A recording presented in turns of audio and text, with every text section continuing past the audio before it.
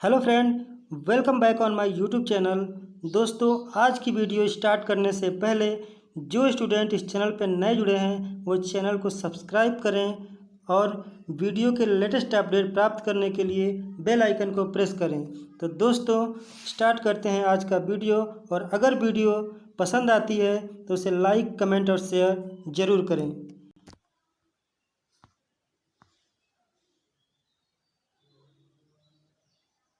तो शुरू करते हैं दोस्तों आज का टॉपिक एनपीएन ट्रांजिस्टर। दोस्तों, आज हम लोग पढ़ेंगे इन एनपीएन ट्रांजिस्टर के बारे में। आज हम लोग एनपीएन ट्रांजिस्टर के कंस्ट्रक्शन, वर्किंग और उसके वीआई अभिलक्षण, लाभ, हानि और उसके उपयोग के बारे में अध्ययन करेंगे। दोस्तों, जैसे कि हमने पिछले वीडियो में ही बताया था कि ट्रांजिस्टर है उसे हमें बाईपोलर जंक्शन ट्रांजिस्टर के नाम से भी जानते हैं। Bipolar junction transistor. दोस्तों, ट्रांजिस्टर को किस नाम से जाना जाता है? Bipolar junction. दोस्तों, एनपीएन ट्रांजिस्टर को हम निगेटिव, पॉजिटिव और निगेटिव के नाम से भी जानते हैं। दोस्तों, ये हमारा एनपीएन ट्रांजिस्टर है और एनपीएन में ये जो लेयर होती है इसमें निगेटिव, ये जो लेयर होती है कलेक्टर यानी कि इसमें भी निगेटिव, और जो बीच वाली लेयर होती है उसे क्या बोलते हैं? बेस, यानी कि इसमें क्या है? पी टाइप लेयर है और पी टाइप लेयर हमारी कैसी होती है? पॉजिटिव होती है। दोस्तों, इसी कारण इसको हम निगेटिव, पॉजिटिव और निगेटिव के नाम से भी जानते हैं।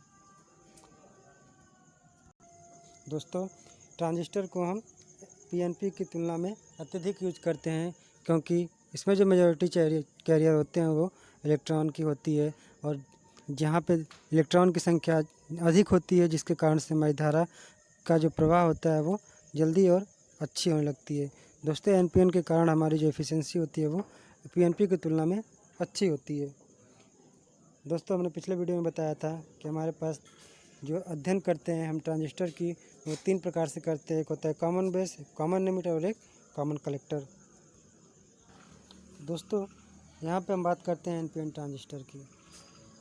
दोस्तों, हमने पिछले वीडियो में बताया था आपको कि जो हमारे ट्रांजिस्टर होते हैं उसकी जो पहली लेयर होती है उसे एमीटर, यानी कि जो पहली एन लेयर है उसे हम एमीटर टर्मिनल, और जो तीसरी लेयर है उसे हम कलेक्टर तथा बीच वाली लेयर को हम बेस के नाम से जानते हैं। दोस्तों, एमीटर की जो चौड़ाई होती है वो क्या होती है? कलेक्टर से कम होती है। दोस्तों, जो एमीटर की चौड़ाई होती है वो कलेक्टर से कम होती है, और जो बेस की चौड़ाई होती है वो एमीटर और कलेक्टर के बीच की होती है। अर्थात कह सकते हैं कि जो बेस होता है वो हमारा बहुत ही पतला होता है, जो हमारा एमीटर है वो कलेक्टर की तुलना में काफ़ी कम होता है। अब बात करते हैं इसके डोपिंग की।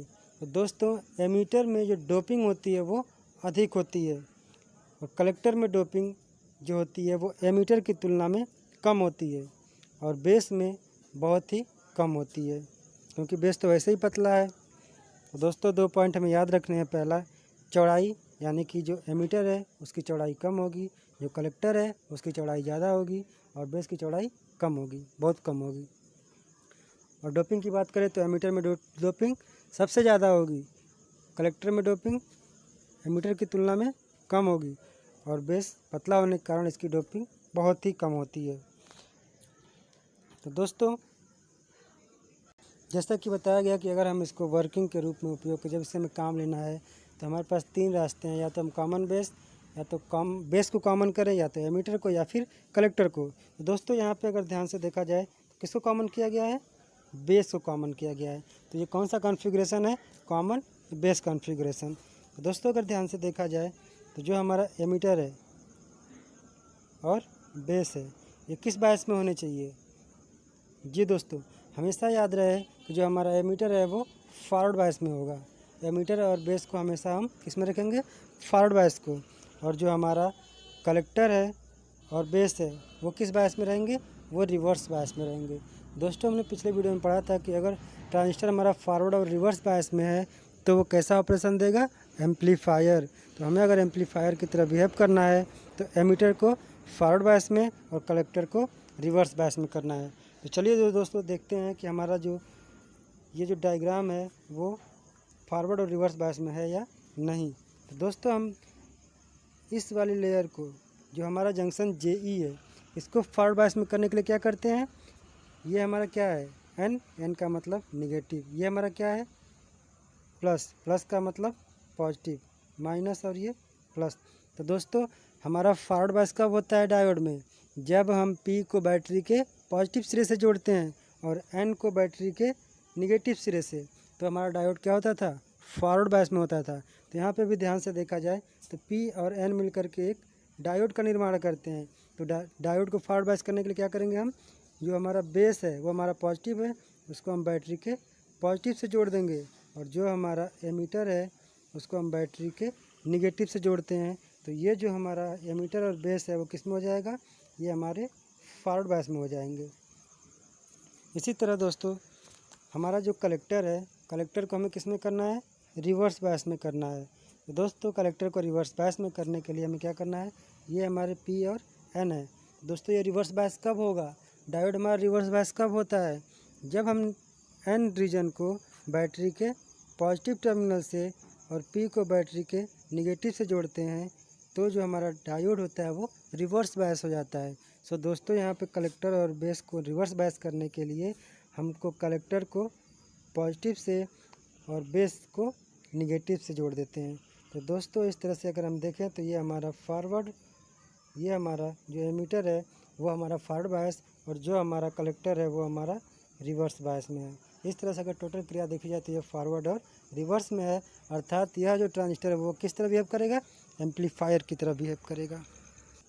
आइए दोस्तों देखते हैं ट्रांजिस्टर की बायसिंग और उसकी वर्किंग। दोस्तों जब हमने ट्रांजिस्टर के बेस और एमीटर को फॉरवर्ड बायस किया तो देखते हैं क्या होता है। दोस्तों ये जो बेस है, बेस को हम किस बायस में कनेक्ट किए हैं, बेस को हमने पॉजिटिव से किया है और एमीटर को निगेटिव से। तो दोस्तों जब हमारा बेस पॉजिटिव है और हमारा जो एमीटर है वो निगेटिव है, तो दोस्तों बेस को पॉजिटिव जोड़ने से हमारे जो बेस है, बेस में कौन है, बेस में हमारा पॉजिटिव है, यानी कि होल की अधिकता होगी। और जो हमारा एमीटर है, ये जो रीजन है एन, इसमें किसकी अधिकता है, इलेक्ट्रॉन की। तो दोस्तों अगर हम माइनस को माइनस से जोड़ते हैं तो क्या होता है, रिपल्सन होता है, यानी कि प्रतिकर्षित करते हैं एक दूसरे को।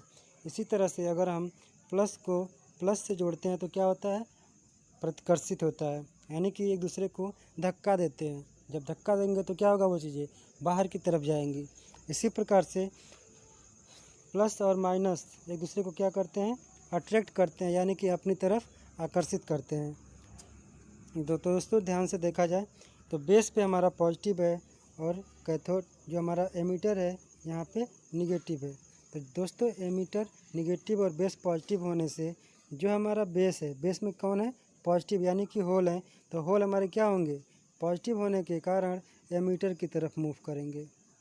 होल जो होंगे वो हमारे क्या होंगे, एमीटर जंक्शन की तरफ मूव करेंगे। इसी तरह से जो हमारे एमीटर में इलेक्ट्रॉन है वो माइनस से जुड़े हैं, तो माइनस माइनस क्या करेगा, प्रतिकर्षित करेगा। तो ये माइनस जो है हमारे जो इलेक्ट्रॉन है वो किधर मूव करेंगे, ये हमारे जंक्शन की तरफ मूव करेंगे, अर्थात बेस की तरफ मूव करते हैं। तो दोस्तों ध्यान से देखा जाए तो इधर के इलेक्ट्रॉन जो हैं वो हमारे बेस की तरफ, और इधर के जो हमारे होल्स हैं वो हमारे एमिटर जंक्शन की तरफ मूव करते हैं। तो दोस्तों ये वाला जो बैरियर है हमारे यहाँ पर आकर के यहाँ से प्लस और यहाँ पे माइनस मिल करके दोनों क्या होते हैं, उदासीन हो जाते हैं। और जब ये उदासीन होते हैं तो वहाँ पे थर्मल वाइब्रेशन के कारण एक बहुत ही स्मॉल मात्रा में करंट जनरेट होती है, जिसे हम बोलते हैं ड्रिफ्ट करंट, या फिर जिसे हम बोलते हैं ड्रिफ्ट करंट। और वहाँ पे इलेक्ट्रॉन की गति को हम बोलते हैं ड्रिफ्ट वेलोसिटी।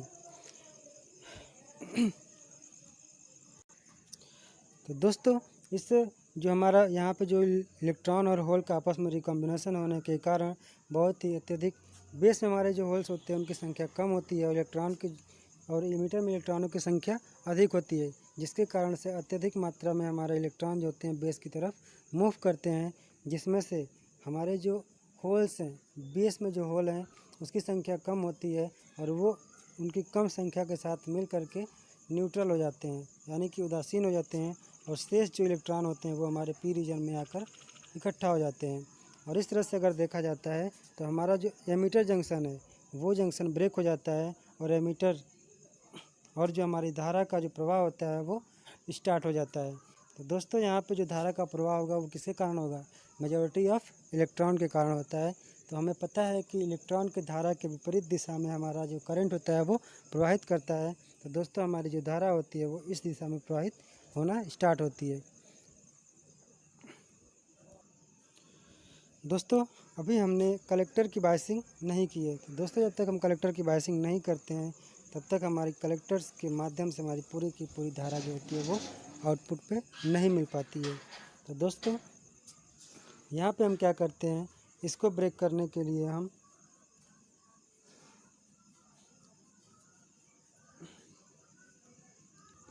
दोस्तों इस ग्राफ में देखिए, यहाँ पे जो होल है उसके कारण हम होल की दिशा में जो होते हैं हमारा करंट का क्या होता है, प्रवाह होता है।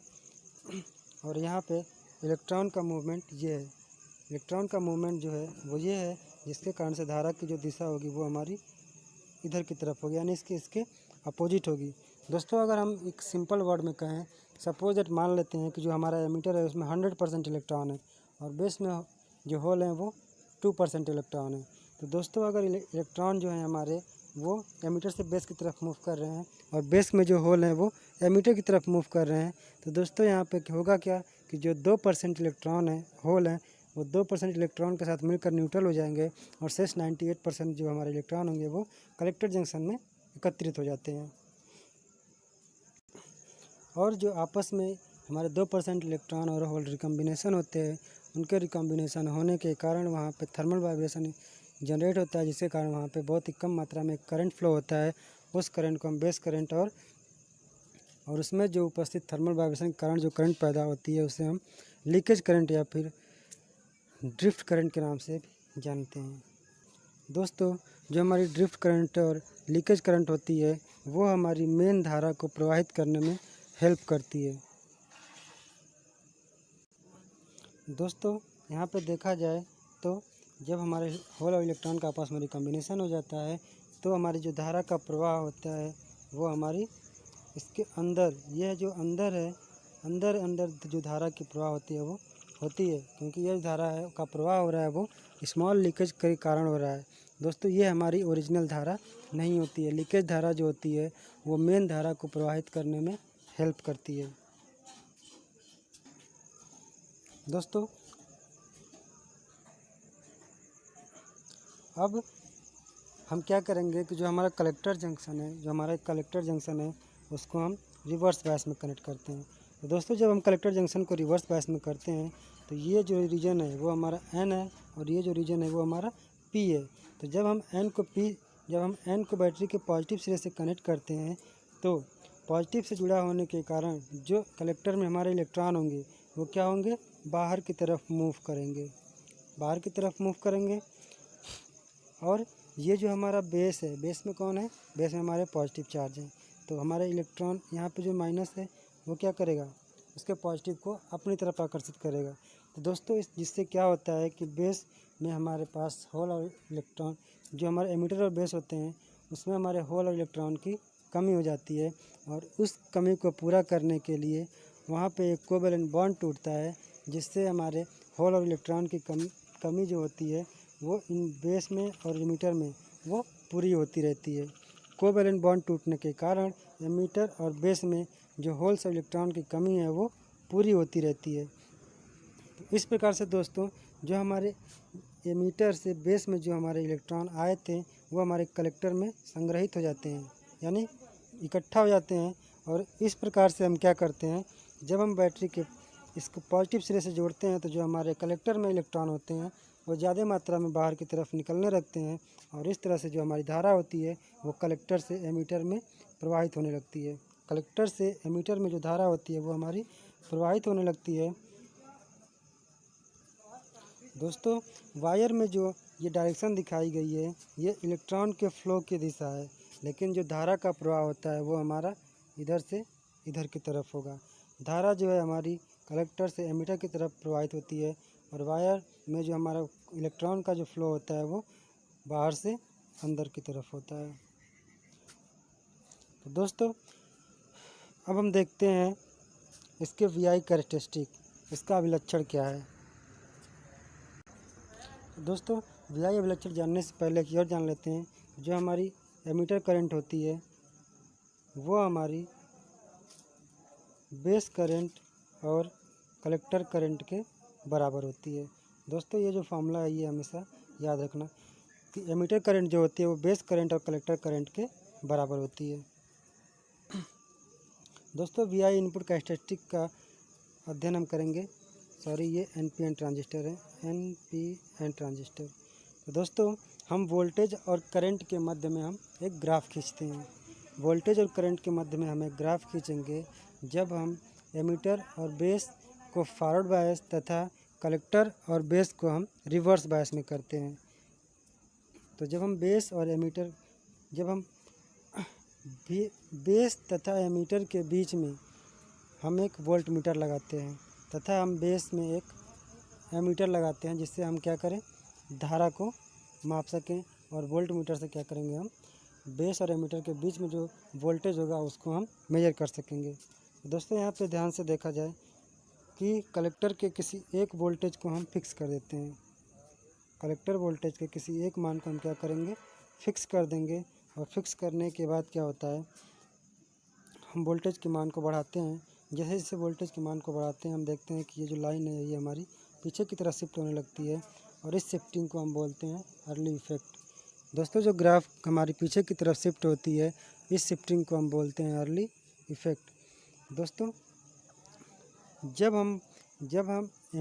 हम एमीटर और बेस के वोल्टेज को बढ़ाते हैं तो अगर सिलिकॉन और जर्मेनियम है तो जैसे हमको पता है कि सिलिकॉन और जर्मेनियम के केस में 0.3 और 0.7 वोल्ट होता है उसका ब्रेकिंग पॉइंट। तो जब हम वोल्टेज को बढ़ाते हैं, जब तक हमारा 0.7 वोल्ट नहीं मिलता है उससे पहले ट्रांजिस्टर में हमारी बहुत ही स्मॉल मात्रा में करंट फ्लो होती है जिसको हम स्मॉल लीकेज करंट बोलते हैं। दोस्तों यही जो स्मॉल लीकेज करंट है वो हमारा मेन धारा को फ्लो करने में मदद करती है, लेकिन कभी भी ये धारा काउंट में नहीं आती है, अर्थात इस धारा का उपयोग हम नहीं करते हैं। लेकिन अगर लीकेज करंट का मान धीरे धीरे रिवर्स बायस के केस में अगर बढ़ रहा है तो उस रिवर्स बायस के केस में वो लीकेज करंट होती है वो हमारी काफ़ी हानिकारक होती है। तो जब हम वोल्टेज के मान को बढ़ाते हैं और जैसे ही हमारा 0.7 के बाद आता है तो ये जो हमारी लाइनें होती हैं ये हमारी क्या होती हैं, बढ़ने लगती हैं। और इस प्रकार से हम देखते हैं कि ट्रांजिस्टर जो करंट का मान है वो धीरे धीरे बढ़ने लगता है जब हम वोल्टेज को बढ़ाते हैं। और एक ऐसी स्थिति आती है कि जब हम वोल्टेज के मान को बढ़ाते हैं उसके बाद हमारी करंट जो होती है वो लगभग कांस्टेंट हो जाती है। ये हमारा आउटपुट अभिलक्षण है। आउटपुट अभिलक्षण में हम क्या करते हैं, इनपुट साइड के मान को हम क्या, जो हमारा बेस है उसको हम करंट को देखते हैं और हमारा जो आउटपुट है उसमें VCE तथा IC के मध्य में हम ग्राफ देखते हैं। दोस्तों यहाँ पे देखते हैं कि क्या होता है, जब हम कलेक्टर और बेस के बीच का जब हम वोल्टेज को बढ़ाते हैं तो क्या होता है। तो जब हम कलेक्टर और बेस के वोल्टेज को बढ़ाते हैं तो दोस्तों क्या होता है कि वो रिवर्स बायस में होता है, और रिवर्स बायस होने के कारण कलेक्टर में जो है इलेक्ट्रॉन है वो क्या होंगे, बाहर की तरफ आकर्षित होंगे। तो पॉजिटिव हमेशा माइनस को क्या करता है, अट्रैक्ट करता है, जिसके कारण से अत्यधिक मात्रा में जो हमारे इलेक्ट्रॉन होते हैं वो कलेक्टर से बाहर की तरफ निकलते हैं और जो होती है हमारी धारा अंदर की तरफ प्रवाहित होने लगती है। दोस्तों आउटपुट साइड में क्या होगा कि जब हम VCE पे कोई वोल्टेज अप्लाई नहीं करेंगे, अर्थात जब वोल्टेज के मान को हम 0 रखेंगे तो उस समय जो हमारा ट्रांजिस्टर होता है वो हमारा ऑफ़ की स्थिति में बना रहता है। जो हमारा ट्रांजिस्टर होता है वो हमारा ऑफ़ की स्थिति में बना रहता है, क्योंकि उस समय जो उसका ब्रेक ओवर वोल्टेज का मान होता है उसके ब्रेकिंग पॉइंट से ज़्यादा होता है। जो बैरियर का वोल्टेज होता है वो हमारे रिवर्स वोल्टेज के मान से ज़्यादा होता है, जिसके कारण से उसमें कोई धारा प्रवाहित नहीं होती है, और उस समय जो हमारा ट्रांजिस्टर होता है वो हमारे कट ऑफ रीजन में रहता है। दोस्तों इसके साथ साथ ये जब हम VCE का मान बढ़ाते हैं तो IV धारा का मान बढ़ता है 50 माइक्रो एम्पियर पे देखें तो जो हमारा IC है, IC जो करंट है वो हमारा मिली एम्पियर में है। और जब हम VCE के मान को बढ़ाते हैं तो हमारा कलेक्टर करंट बढ़ता है, और कुछ समय के बाद जो होता है वो करंट हमारा कांस्टेंट हो जाता है। फिर हम एक निश्चित मान पे क्या करते हैं, VCE के मान को बढ़ाते हैं और देखते हैं। इस प्रकार से हम देखते हैं कि जो हमारा ट्रांजिस्टर है वो हमारे एक्टिव रीजन के मध्य में बना हुआ है। दोस्तों ये हमारा ऑपरेटिंग पॉइंट है। इसी ऑपरेटिंग पॉइंट को हमें क्या करना है, स्टेबल रखना है, यानी कि इसे हम एक्टिव सैचुरेशन और कट ऑफ के बीच में रखना है, एक्टिव रीजन में। और दोस्तों एक ऐसी स्थिति आती है जब हम VCE के मान को बढ़ाते जाते हैं तो उस समय जो हमारा ट्रांजिस्टर होता है वो लगभग क्या होता है कि अपने सैचुरेशन की अवस्था को प्राप्त कर लेता है, अर्थात जो ट्रांजिस्टर होता है वो हमारा पूरी तरीके से ऑन हो जाता है। तो दोस्तों अगर हमारा ट्रांजिस्टर एक्टिव रीजन में नहीं है, केवल और केवल सैचुरेशन रीजन में और हमारे कट ऑफ रीजन में बना हुआ रहता है, सैचुरेशन और कट ऑफ की रीजन में बना रहता है, तो वहाँ पे जो ट्रांजिस्टर होता है वो हमारा एक स्विच की तरह बिहेव करता है। दोस्तों आइए देखते हैं इसका डिसएडवांटेज। तो दोस्तों इसको सबसे बड़ा जो डिसएडवांटेज है वो ये है कि जब हम कॉमन बेस सर्किट का यूज करते हैं तो इस सर्किट के मैचिंग के लिए बेसिकली हम इसे ओपन सर्किट रखते हैं। इसका जो गेन होता है, इसका जो लब्धि होती है, जो लाभ होता है वो हमारे कॉमन एमीटर से कम होता है। दोस्तों दूसरा जो है एम्प्लीफिकेशन फैक्टर। दोस्तों इसका एम्प्लीफिकेशन फैक्टर जो होता है वो भी हमारे कॉमन एमीटर की तुलना में कम होता है। दोस्तों यह दो हमारे जो DC पावर सर्किट होते हैं, जो सोर्स होते हैं, जिनको चलाने के लिए आवश्यकता पड़ती है। जो हमारे कॉमन बेस है उसको चलाने के लिए हमें 2 DC सोर्स की आवश्यकता होती है। दोस्तों इसके इनपुट और आउटपुट को मेजर करने के लिए हमें दो चीज़ों की ज़रूरत पड़ती है। एक बार हमें इनपुट पर मेजर करना पड़ता है और एक बार हमें आउटपुट पर मेजर करना पड़ता है। दोस्तों जो हमारा कॉमन बेस एम्पलीफायर है उसमें जो हमारा ये जो करंट होता है, जो इनपुट करंट होता है वो आउटपुट करंट से अधिक होता है। जो हमारा इनपुट करंट होता है वो हमारे आउटपुट करंट से अधिक होता है। दूसरी चीज़, जो हमारा कॉमन बेस सर्किट है उसका उपयोग हम अच्छी तरीके से कॉमन बफर के रूप में किया जाता है। तो दोस्तों कॉमन बेस जो होता है उसका इनपुट इम्पीडेंस जो होता है वो लो होता है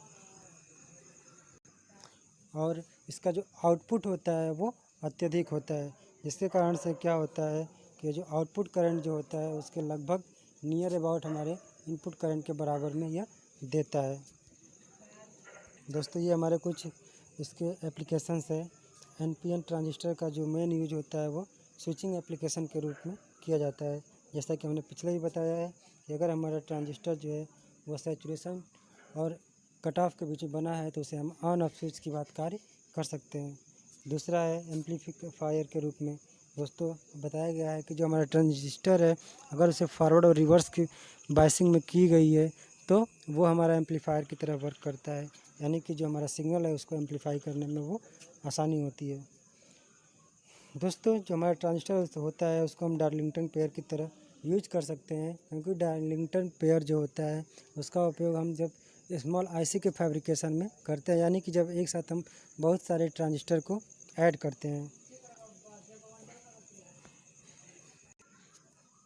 दोस्तों जो ट्रांजिस्टर का जो उपयोग है वो हम पुश पुल एम्पलीफायर के रूप में भी करते हैं, जिसको हम अगले वीडियो में पढ़ेंगे। दोस्तों जो हमारा ट्रांजिस्टर है, जो कॉमन बेस ट्रांजिस्टर है, इसका उपयोग हम एज ए सेंसर के रूप में भी करते हैं, टेम्परेचर सेंसर के रूप में भी करते हैं। और इसका उपयोग जो होता है हम वेरी हाई फ्रीक्वेंसी के एप्लीकेशन जहाँ पे होते हैं वहाँ पे भी हम इसका उपयोग करते हैं। दोस्तों एंड लास्ट इसका उपयोग लॉगरिथमिक कन्वर्टर्स में भी किया जाता है। तो दोस्तों ये था हमारा NPN ट्रांजिस्टर। दोस्तों वीडियो अगर अच्छे लगे तो इसे लाइक, कमेंट, सब्सक्राइब और शेयर ज़रूर करें। दोस्तों आप लोग अपने कमेंट के माध्यम से हमें बता सकते हैं कि वीडियो हमारी की क्या कमी है और इसमें क्या इम्प्रूव करना चाहिए। Thank you.